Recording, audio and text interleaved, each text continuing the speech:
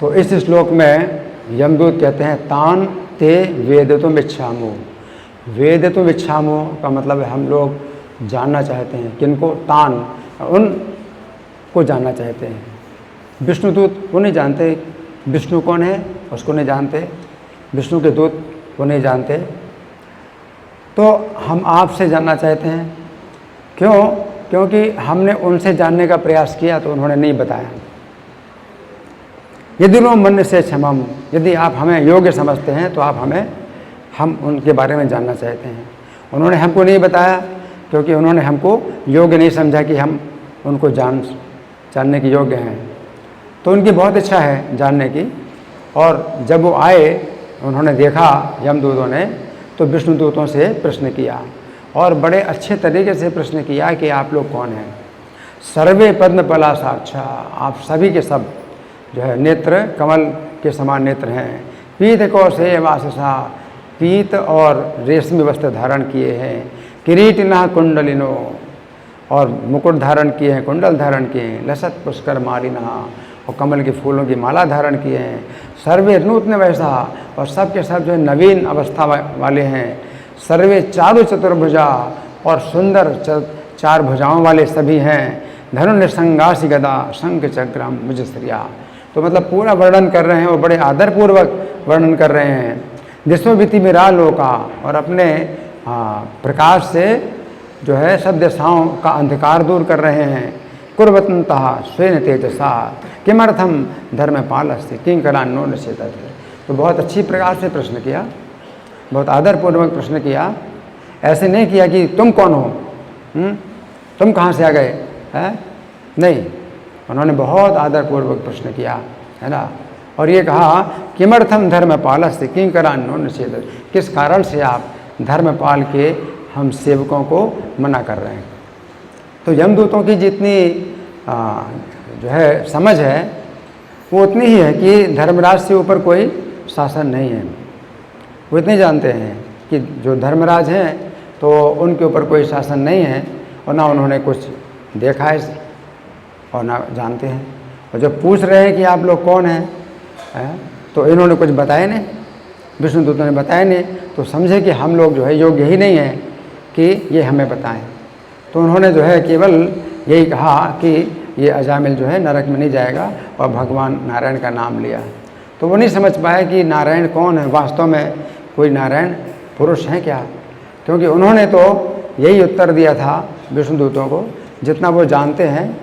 तो उन्होंने यही कहा था कि वेद प्रणीत हो धर्मों, कि धर्म तो वेदों के द्वारा निर्णीत होता है, और वेदो नारायण साक्षात, वेद ही साक्षात नारायण है। तो वेद कोई व्यक्ति नहीं है, वेद वाणी है जो कि साक्षात नारायण है। तो मतलब उनका जो विचार है वो यही है कि जो वेद है वो कोई व्यक्ति नहीं है, वेद वाणी है जो कि साक्षात नारायण है, स्वयं भूरित, और वो स्वयं ही प्रकट हुई है। वेदवाणी स्वयं प्रकट हुई है। तो मतलब कोई व्यक्ति नहीं है, नारायण कोई व्यक्ति नहीं है, वेदवाणी है।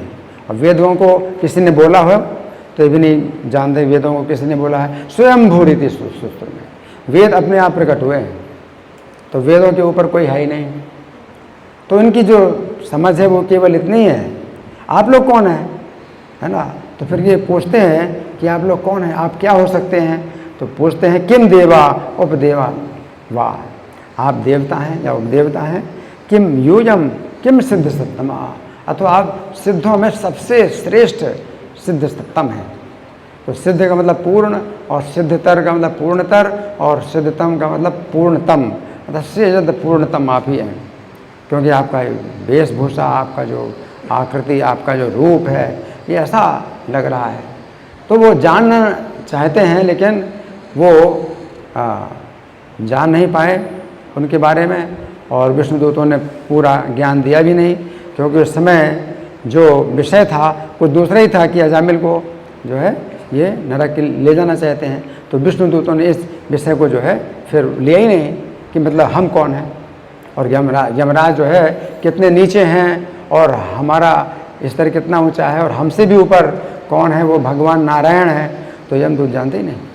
इसलिए यमदूत इस बार जो पूछ रहे हैं तो इसी प्रकार से पूछ रहे हैं कि यदि नो मन से क्षम, यदि आप हमको मानते हैं कि हम उनके बारे में जान सकते हैं तो हम आपसे जानना चाहते हैं। तो विष्णु दूतों से हमने पूछा, उन्होंने हमको नहीं बताया और हम इतने योग्य नहीं हैं कि वो हमें बताते हैं। अगर आप समझें कि हम इतने योग्य हैं तो हमें बताइए। तो वास्तव में उनके अंदर जिज्ञासा है, और जो जिज्ञासा है तो वास्तव में वो जिज्ञासा है, जिज्ञासु श्रेय उत्तमम तस्मात् गुरुम प्रपद्यते जिज्ञासु श्रेय उत्तमम। तो जो उत्तम श्रेय का जिज्ञासु है तो उसको गुरु के शरण में जाना चाहिए। और वास्तव में इसी विधि के अनुसार यमराज से वो जो है जिज्ञासा कर रहे हैं, है ना। और यमराज जो है इसलिए बहुत प्रसन्न हुए। अगले श्लोक में आएगा कि प्रीता सुदूतान प्रत्या, प्रीतिपूर्वक बोले, क्योंकि उन्होंने जो है बहुत अच्छी तरीके से जैसे कि प्रणाम करके और प्रश्न कर रहे हैं, प्रणाम के साथ प्रश्न कर रहे हैं और सेवा तो कर ही रहे हैं और पूरा समर्पण है यमराज के ऊपर। तो यमराज से ऊपर कोई नहीं है, वो नहीं जानते हैं। अगर कोई है तो वो जानना चाहते हैं कि आपसे भी ऊपर कोई है क्या।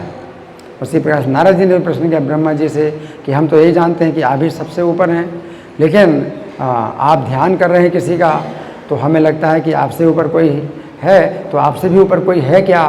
तो ब्रह्मा जी नारद जी के ऊपर बड़े प्रसन्न हुए, तो नारद जी को बताते हैं कि हाँ मुझसे ऊपर कोई है। तो इसी प्रकार से यमराज भी जो है बड़ी प्रसन्नता से बता रहे हैं कि मुझसे ऊपर कौन है और वे लोग कौन हैं और किसके द्वारा भेजे गए हैं, किसके दूत हैं। तो यमदूतों को जो है वास्तव में ज्ञान नहीं है, तो इसलिए उनका कोई दोष नहीं बन रहा है कि उनकी ओर से कोई दोष हुआ, क्योंकि वो जितना वो जानते हैं उसके अनुसार वो जो है कार्य कर रहे हैं। और चूँकि जानना चाहते हैं तो ये उनका गुण है कि वो जानना चाहते हैं। हरे कृष्ण।